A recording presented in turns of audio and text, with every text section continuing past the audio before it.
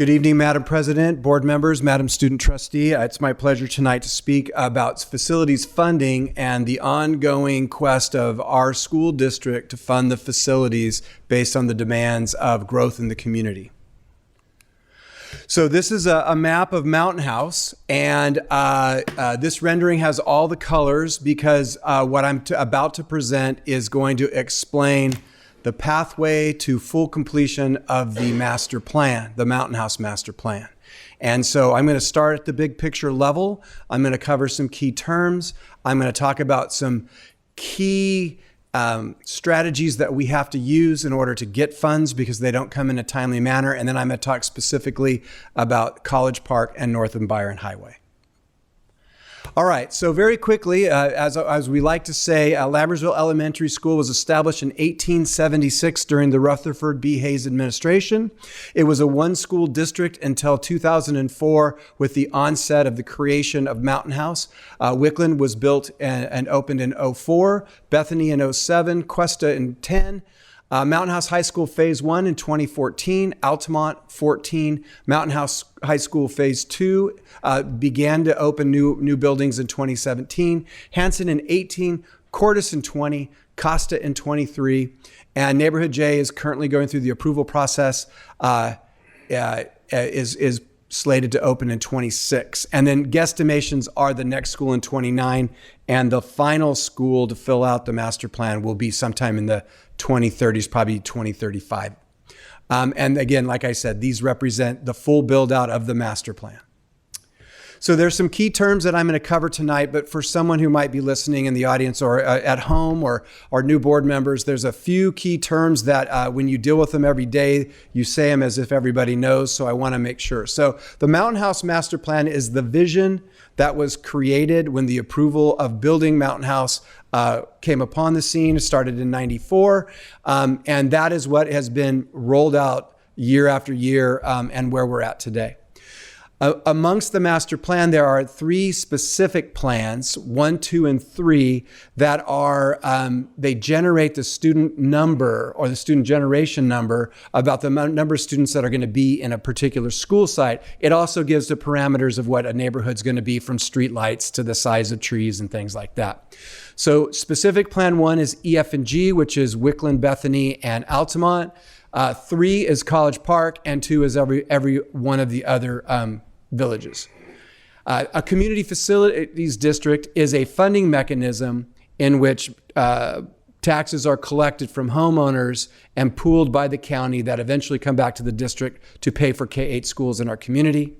The 1998 mitigation agreement, and I'll be referencing this a lot in the presentation tonight, are the rules of engagement between the developer or a builder and the school district, and it's the one means that the district has to leverage its case for funding.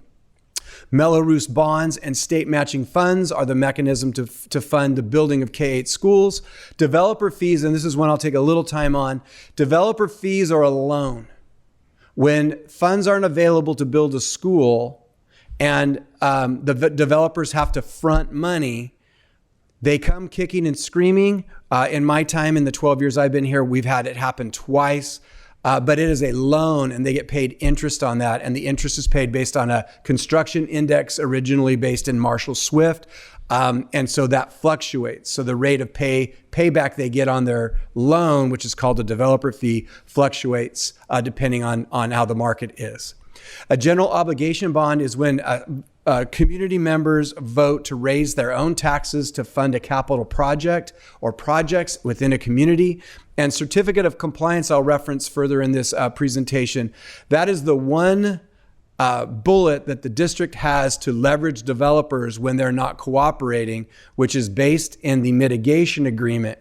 So a certificate of compliance is issued when developers have met their statutory mitigation responsibilities in a community they develop. So that typically comes in the form of parks and schools. So if all of the needs of the district have been met, we issue a certificate of compliance, and that's part of the approval process for a neighborhood development. All right, so very quickly, K-8 schools and Mountain House are built based on a combination of Melrose bonds and state matching funds. In order to get state matching funds, there has to be a state construction bond.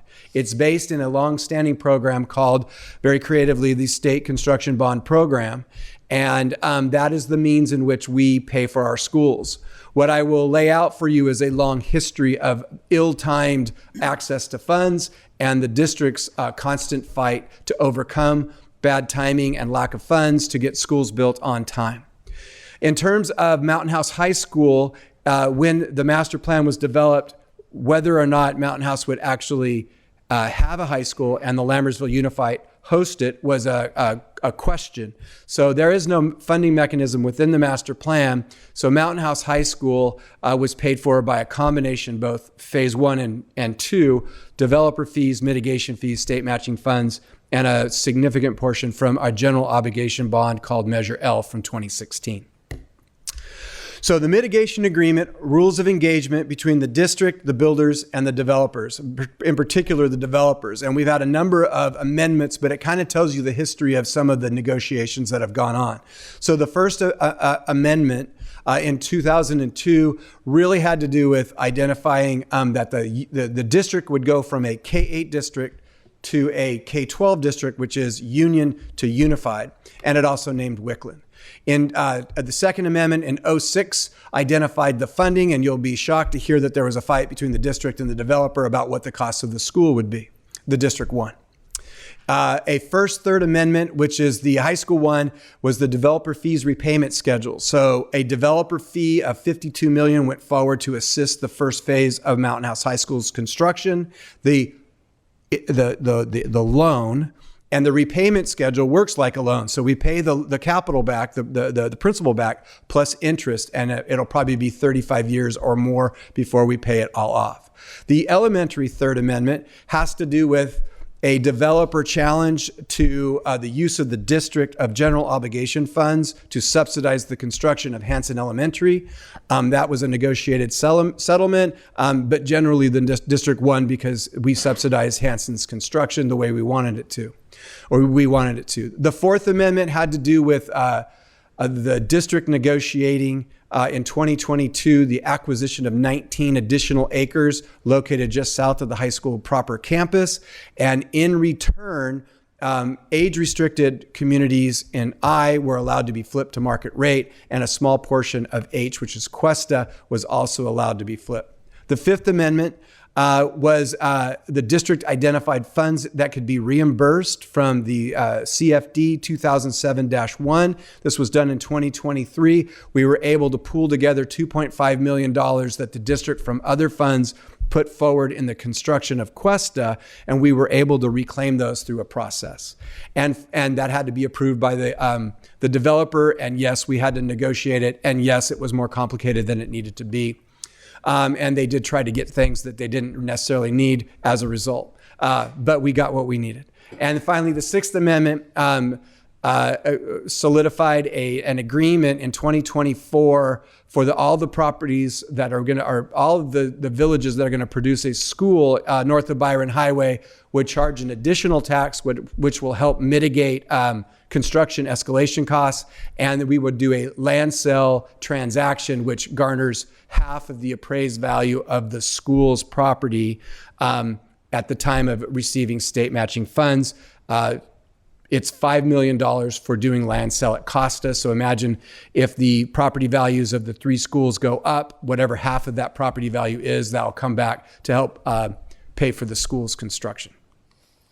Okay, the role of a CFD is very simple. It's a means of raising money for capital projects through a special tax that's imposed on home builders or homeowners. So tonight we're putting the final touches on the most recent one, 2024, but there's one in 2002, 07, 14, 19, and now 2024. And that is the mechanism to take the Melrose bond or to create tax a holding area with the county for taxes to come back for construction of the school. And it can go for the funding of K-8 school construction. And if through the mechanisms where the funds come in and the timing, if there's additional funds, we could put it towards other district support facilities within a set of expected rules. All right, so the state funding system, I alluded to this earlier, that the state funding system has not kept up with the needs of the community, and it certainly has not funded well-timed projects. So it's created a lot of difficulties for the school district to access funds when schools need to be built. So first and foremost, it has never kept up with the pace of growth in Mountain House. It has not helped Lambertville School District fund its schools for the school that's being built. Why did this happen? So in 2014, Governor Brown didn't support a state construction bond. The legislature, both houses in California, passed unanimously a state construction bond support, and he essentially put the kibosh on that, and a 2014 state construction bond did not go forward, throwing off the timing of all the schools we've built since 2014's access to state funds. And it's like a domino effect, but the dominoes get larger as time goes on. So in 2016, through an initiative process, because the governor did not support this, they looped around the Sacramento version and did a state initiative, and that passed. That was Prop 51. Prop 51 was a $9 billion state construction bond. And by the time it rolled forward and they started selling bonds, there were $12 billion of asks. So it was already inadequate by the time people started receiving funds. So we benefited from that. We had a number of projects on that list, but we were already behind and waiting desperately for the next construction bond to go forward. So at the time when we were building Cordis, 2020, Prop 13, a state construction bond, was moved forward. They called it Prop 13, which made it controversial and confusing, because there's another Prop 13, which is about property taxes from the late 70s and tied to taxation, and it did not pass. Therefore, further throwing off our access to funds in a timely manner. In 2022, we were promised a state construction bond would go forward. That was during COVID. It did not. In November of 2024, Prop 2 was put forward. It passed with a lot of support, and it's a $10 billion state construction bond. So this is how it breaks down. So it's $10 billion for K-12 and community colleges, $3.3 billion are for new construction. That's primarily our focus. There's $4 billion for modernization, $1.5 billion for community colleges, and a combination of $1.2 billion for career technical ed and charter schools. We are currently waiting for funding to come in from Costa, which opened 2 years ago, Lambertville Elementary School modernization, which has been on the list for, I think, 4 years, and the high school expansion project, which is currently being built. Very soon to go on the state funding list is Neighborhood J Schools plan. The second that it is approved by the Department of School Architecture, we will be walking it across the street to be on the list. And so that's the process we follow. It's very important for the board and the community to understand that we already need the next state construction bond after Prop 2 to pass, because it is highly unlikely with $3.3 billion available in new construction that we will be able to get neighborhood I and K's construction's costs paid for out of Prop 2. So we are already behind in a weird way. So it will continue. So part of my role tonight is to explain to the board and the community the complications of funding school facilities, in part because I think some people think it's really, we have the money. When it's time to build a school, we build it, and that's the way it goes. But really, it's not. It's really it takes 3 years to build a school, about 15 to 18 months to get it designed and approved, and then it takes about 15 to 18 months to build it. You can build it a little faster sometimes if the conditions are right. But really what this is a fight. It's a long-standing fight with developers and builders in the state funding system that need to be done. So all of those dates, which predate me in 2010 and 12, but since I've come on board in 2013, all of those years, we've presented a similar presentation around the challenges of funding and the needs of the district. So the funding chase. So these are the lists of the strategies that we have used in order to get the schools opened on time. Because to lay out very simply, if a bunch of houses get built and the school's not ready, those kids still have to go to school. So we have a drop dead date of July to get the schools turned over from the contractor who built the school, and that's how that is our mechanism. And so therefore, where some projects can be delayed, the opening of a school cannot. So the 5004 application process race, that's the application that puts the school district's project on the state funding list. What I mean by race is the second we get approval, we run to get it on the list. State construction bond advocacy. Mr. Pombo is part of the CSBA delegate process. We have lobbied CSBA for support for state construction bonds.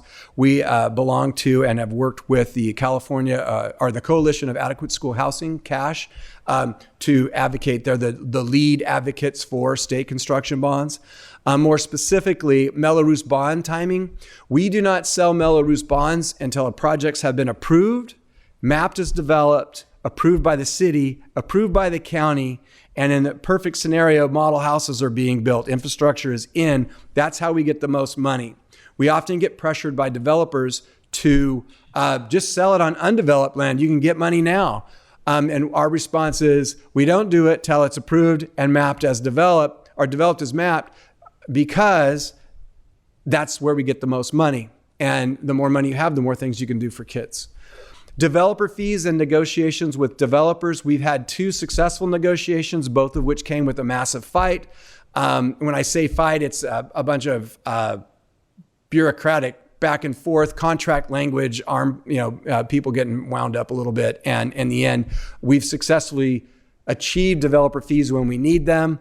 And this is one of the other mechanisms. State matching funds and CFD surplus. So we look for timing for uses of matching funds that are available. And also if there's a surplus in a CFD, I referenced squeezing $2.5 million out of CFD 2007-1 is an example of that.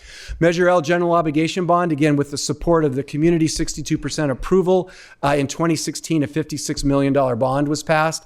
The vast majority went to the high school, but we've also done maker spaces and other projects within the use of that money. And with the high school fields project that's coming up in 2025, that $56 million will be fully expended. We financed the school construction project because the state bond didn't pass. The kids were there. The negotiation was going nowhere. And so we borrowed money. We've refinanced CFDs, meaning when they reach maturity, which is about 10 years, you can refinance them and pull money out to use for projects. And ultimately, we've used on a smaller level commercial developer fees in a pinch. So those are all ways we chase money to make the magic happen so we can celebrate ribbon cuttings and groundbreakings. So the funding time lapse. So Wickland was built on a combination of Mello-Roos bonds and developer fees because there was no state bonds coming in the first school. Bethany was built with Mello-Roos bonds and state funds. Cuesta, Mello-Roos bonds and developer fees because the drag started to happen. The state funds were late. Altamont was built with Mello-Roos and state funds, but they were 2 years late. For every year that a project sits on the state funding list, it gathers interest. But in this case, the state allocation board kept the interest accrued over those 2 years, which was approximately $1.9 million. For 2.5 years, we fought to get that money back. It went to court. We weren't part of the lawsuit, but we joined as enthusiastic supporters. And in the end, that money was doled out to other entities in the system. Mountain House High School Phase 1, developer fees after a big fight, mitigation fees and state funds paid for the first $93 million of that project. Hanson, Mello-Roos bonds and the state funds were 3 years late, so we used money from Measure L as a subsidy.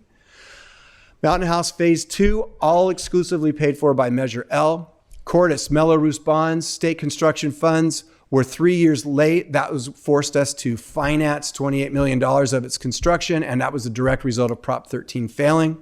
Costa was built by a combination of Mello-Roos bonds, developer fees. The 5004 is languishing currently on the state construction list, and we had to deal with something we hadn't done on this scale, and I'll speak to it later in the presentation, developer non-performance. So LUSD, with its own money that was supposed to be used to pay off the financing of Cordis, had to be used for the construction contract because of developer non-performance. And finally, with Neighborhood J, we're in the process of gathering the money now, but it's in the planning phase, and we anticipate a groundbreaking in late May. So now I'm going to get more specific into the two projects that are the most complicated of our experience here in Mountain House. So Lammersville Unified is going to build or absorb growth in two large projects that are beginning both in the south and north part of town. So the first part I'm going to go into is College Park. So if you look at that map, there's a table, and to the right of that table with a green line going diagonally, ignore that. That's Cordis. Those houses are built. Those kids go to school at Cordis. Anything below the dashed line below that's Grant Line Road. That is College Park. It had a specific plan that was more complicated than the others. But if you see in the table, there's a list of different builders and developers that are associated with that project, which has made it significantly more complicated than dealing with just one developer. So this is the current list of builders, developers that we're dealing with. So phase one, and I'm going to call it neighborhood A simply because most of the houses were built in neighborhood A. There was one developer who presented himself as a master developer. We negotiated with him. His company is Mountain House Investors. And in those houses that currently exist, about 550 students currently attend Costa who live in Costa. Phase two, this is a story that's in the making, an adventure that's yet to be told. So as you can see, there are the Sandu Pulte project, the Ravani Shea project, the True Point project, Mountain House Investors project, the Rurker Sandu project, and potential additional projects in area B9 and B10 and A8, and also some apartments that may be built. So we are currently planning for approximately 586 additional students to come in, and we will be planning, if these other projects move forward, for how we're going to address space issues.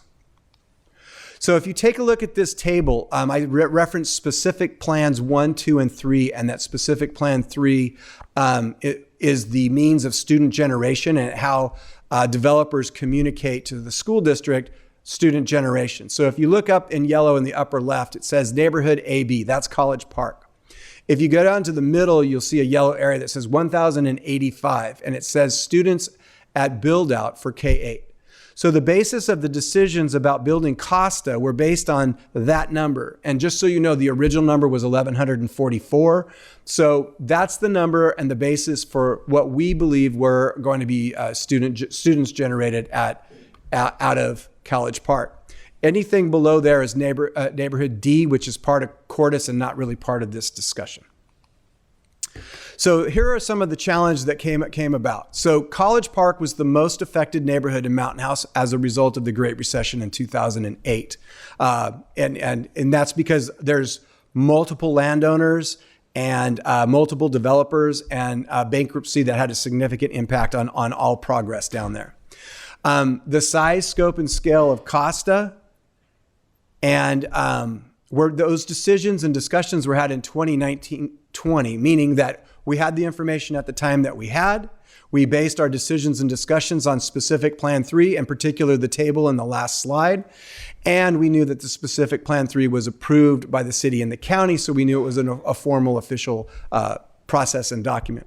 One of the things we knew that would be complicating is there is no mitigation agreement specific to College Park, and part of that is wasn't officially part of the Mountain House Master Plan, and the word annexations had to happen in a lot of complicated things, but there's no mitigation agreement. So we had to start with the developer from scratch, where all the other developments, including north of Byron Highway, have a mitigation agreement that are attached. So again, the student generation rate for that project based on the specific plan was 1,085. And the specific plan narrative gave two options to the district, and it was the basis for deciding to do one school versus two small schools. What I can tell you now is the specific plan 3, the student generation rate, and the total housing units that were communicated at the time of its approval were both inaccurate and inadequate. And so those are part of the complications I've been referencing in this presentation. So getting into a little bit further details in College Park, simply because it's been so complicated. Neighborhood A, we began the design of the school in 2020 based on specific Plan 3, and we worked specifically with the master developer from Mountain House Investors. It was at that time that it was recommended by me to the board to do a economies of scale analysis, and it made no sense to go forward with 2 small schools because you'd have to build 2 multi-purpose rooms, 2 administrative rooms, 2 libraries, 2 band rooms, 2 sets of fields, and that was accruing way too much costs. When you add that to the post-COVID construction market, which was insanely high, the first estimate I'll tell you was $70 million. When I was done yelling at the person who brought me that information, we began a process of cutting it down to what was already a ridiculously high amount of $60 million.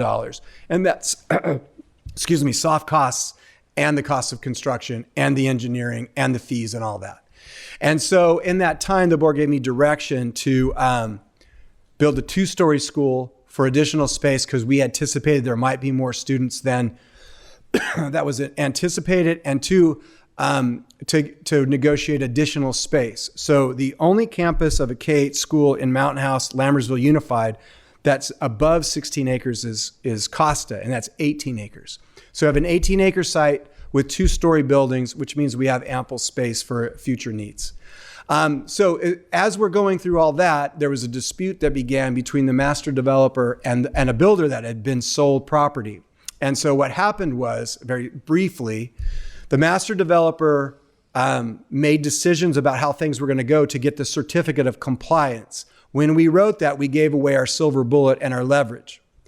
When the conversation shifted to the builder, the responsibility for paying any funding shortfalls or if funds were late would have fallen on the shoulders exclusively of the master developer. But the master developer wanted to have the builders he was selling to bear the burden of some of the cost. And so that dispute delayed the construction of the school by close to a year. And so while all that's going on, we use the certificate of compliance for any future projects as leverage to get the dispute to end. And as a result, we ended up with what is called an indirect and direct cost term sheet agreement. But essentially, we were able to get a commitment for developer fees, which helped pay for the construction of Costa. We were able to get a process to get the Mello-Roos bonds the way we needed them, which included land sale. And we were also to charge an additional tax, which helped mitigate the extreme escalation of construction costs. But it also set the stage for the district having to negotiate with future developers or their subsequent builders for funds, because this is a 2-part series. I'll say it that way. So phase 2, it gets more interesting. All right, so in neighborhood B, and again, this isn't exclusive to neighborhood B, but just for the sake of simplicity, there is no master developer. There were 2 primary landholders who were asked to play the role of master developer, in particular the one with the most land holdings. And what they chose to do is what I'm going to call professionally developer non-performance. It's a term that's in the mitigation agreement, and it's the term that the district can use if a developer isn't stepping up when there's a funding shortfall. And in this negotiation, there was a funding shortfall because there wasn't enough money to pay for the complete construction contract for Costa. So the developers are very deft and figured out very quickly that we didn't have a mitigation agreement, so we couldn't make a shortfall claim. So they didn't have any pressure legally to have to pay a shortfall fund. So they very politely and respectfully had a number of meetings with the district and slow walked the negotiation until the district had to act on its own. And so they had no incentive to sign a deal, the mitigation agreement. Therefore, they didn't have to pay their own money to finish the construction. We paid for it because we were the responsible party for the contract. And so the financing of Cordis was done to wait for the state funds to come in. Paying off the financing was the plan when the money came in. Because of developer non-performance, we used that money to finish off the construction project so the school would open on time. And so that's how that adventure played out. So at the end of the day, this means that we figured out the better way to approach this is we're going to use the certificate of compliance, and every project that comes forward, instead of being a complicator, is just simply going to be a conversation of sign this agreement if you want to build a house. And if you don't, you're not going to get a permit to build a house. And you're going to pay these things up front. And so I want to give credit to the board, and I want to give credit to the team.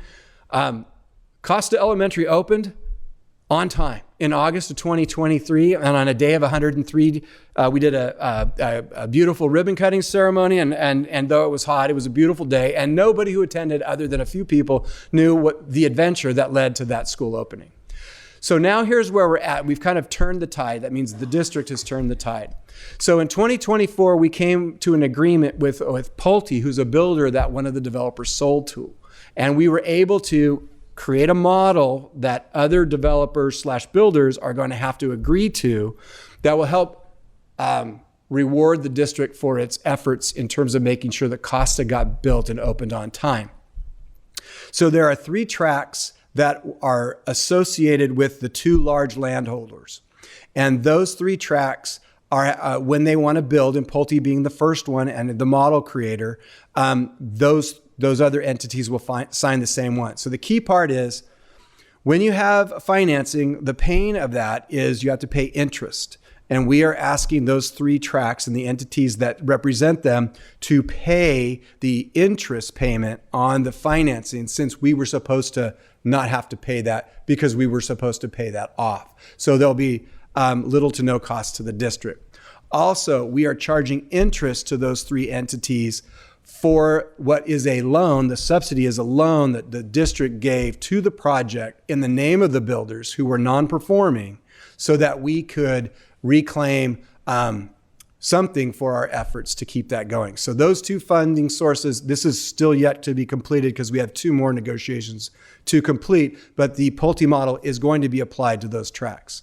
Secondly, on all other additional tracks in College Park that are not part already of the approved project, they will agree to the additional special tax that the master developer in Neighborhood A agreed to, along with all the other projects. And we are asking that they give an additional amount from their fees to help assist with high school facilities. So we're adding 15 classrooms right now. The district has pulled money from other sources through all those things we do, but this is going to start to gather money to pay for facility needs at the high school. So we are currently negotiating with one of those because they're currently building neighborhoods. So simply stated through all this, anyone down there that wants to get a building permit from the district needs a certificate of compliance. In order to get that, they're going to have to agree to these provisions. And then finally, Prop 2, we're not sure when the money's going to come in. I asked our contact with the state, and he thinks sometime in the mid to latter part of 2025, the first bonds will be sold, and that will help bring us the cost of money for state funds. So this is really important for the future, and it just needs to be clearly said. I said earlier that specific Plan 3 was inadequate and inaccurate, and this is the net result. We will need to add additional classrooms at some point in time for the students in College Park, at Costa, and possibly another school. I mean, but just generally speaking, that's what we know that to be true. It'll determine at the rate, when that happens will be based on the rate of housing. They're behind north of Byron Highway. They're going to be competing. The most number of houses we built in a year, I think, was 400. So at 400, this is a few years out. I would think. The 2 extra acres, the 2-story buildings is where the space is going to come from, and the additional Mello-Roos bonds that can be sold on these additional projects will be the funding source for those classrooms.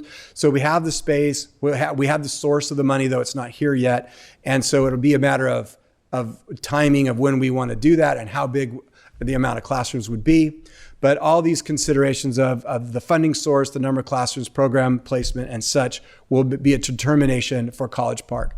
But to defend the district without being defensive, the specific plan laid out the student generation. The school was built based on that student generation.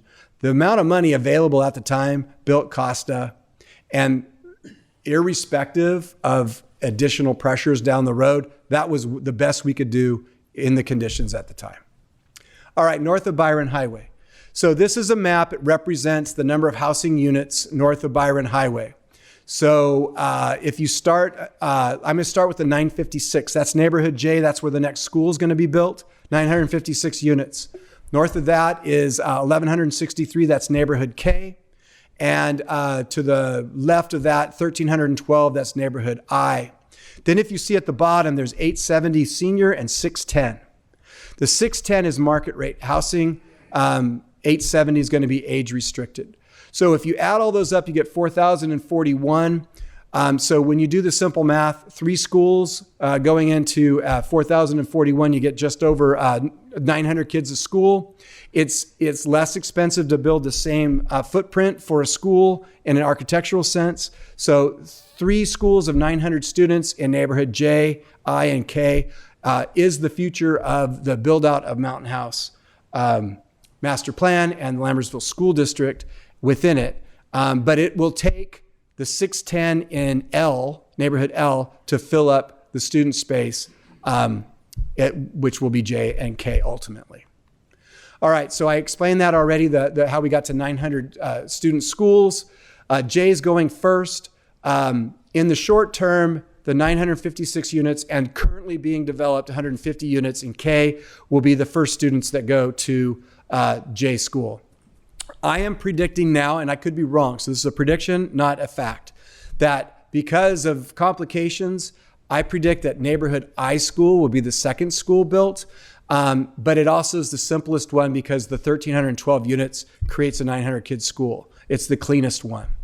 And then neighborhood K school will be built and helped filled by students in the 610 for neighborhood L. So the last school is going to be the most complicated, but I predict it'll be a combination of, it will be K plus some fed kids from L. All right, the negotiations with neighborhood J began with CalPERS's representative Mountain House developers. CalPERS in the summer of 2023 quietly sold its investment. CalPERS has been around since 2007. The new developer is a gentleman named Mr. Sandu, Mike Sandu, and he has an entity, a consultant that he works with called Mountain House Developers, who we've worked with going back well over a decade. There is a CFD 2024-1 that tonight is going to be finally approved, the final approvals for it, and a funding agreement to garner additional special tax to assist with the price escalations of construction contracts has been signed into agreement. And again, a mitigation agreement already exists. So the complications of College Park don't exist here because one master developer signed an agreement that made sense to address the issues down there. We are doling out certificate of compliance project by project to ensure compliance of our needs. It's the first time in my time here that we've been well ahead of it. So presently, Lennar has a certificate of compliance for 503 units, and they've requested for more permits outside of that. And so we're working with them on a second certificate of compliance. And finally, each builder that comes along, we're going to go through this same process just because of the complications. All right, so this is a very important fact to put on the record. There will not be enough funds generated out of those 4 north of Byron Highway neighborhoods, J, K, I, and L, to build 4 schools. So somewhere down the road, I predict that in neighborhood L, those 870 age-restricted units, the developer's going to say they want to flip it to market rate. I told them when they told me about the 610, I told them, you guys are going to try to flip this other. And so that can't happen because there won't be enough money to generate a school. So I just want to put it on the record that we're going to use up everything we have. It's very, very expensive to build a school now. And that's just the nature of what's happening north of Byron Highway. 3 900 kid schools, based on the information I presented earlier, is what they need for the student generation in the specific plan. All right, very briefly, on the left, The red circles the 19 acres. If you look north of that, you can see the baseball and softball field at Mountain House High School. That is the 19 acres the district negotiated. And that is, we have a project that is being approved tonight that will help fund 6 acres of fields on that property. That property is a relief valve and or a space for future needs of the high school. It's not ideal because you would think the developer would have given us land just south of the campus, but that's not how things rolled out, and that the district had no control over that. And then the renderings to the right are the new 15 classroom buildings that is going in right now. So in total, as the master plan builds out, there are 11 feeder schools into Mountain House High School. The original master plan said that it would be 2,400 students at the high school. That proved to be wrong. The projected growth when we did a student generation analysis in 2018 was 2,700 kids. And we are now projecting that the high school will be 2,900 to 3,050 students. And that's because of infill projects, inaccuracies in the 3 specific plans, already approved master plans. There were a lot of approvals for a certain number and they built another number, and now they're claiming they want to be able to build what they were totally approved for. We don't have an ability to really stop that. So all of that is going to make Mountain House High School larger. We think that at 2,900, those 15 classrooms will significantly absorb the student growth. Oops, hit the wrong button.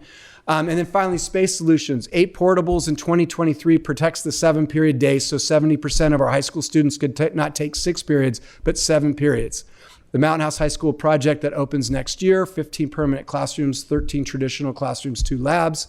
And we negotiated the 19 acres for the fields, 6 acres coming soon. The funding chase, I went over this before, but all of those things listed there, we will continue to have to do in order to beat the challenges that we face where funding is not available and schools have to be built. And this is an important one. All funds that come in will be needed. There will not be extra funds to give to a developer to early pay off a developer fee. Every penny we get is needed, and it still won't be enough to do all the great things we want to do, which is why we need to keep fighting.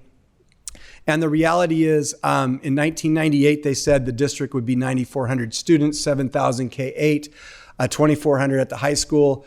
I projected this a couple of years ago, but I believe the district will reach over 11,000, possibly over 12,000, with approximately 8,750 at K-8 and 3,000 at the high school.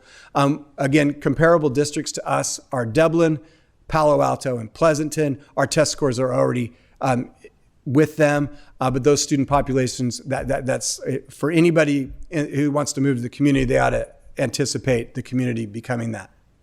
So with that, I finished my presentation. Are there any questions? I know I've gone a long time.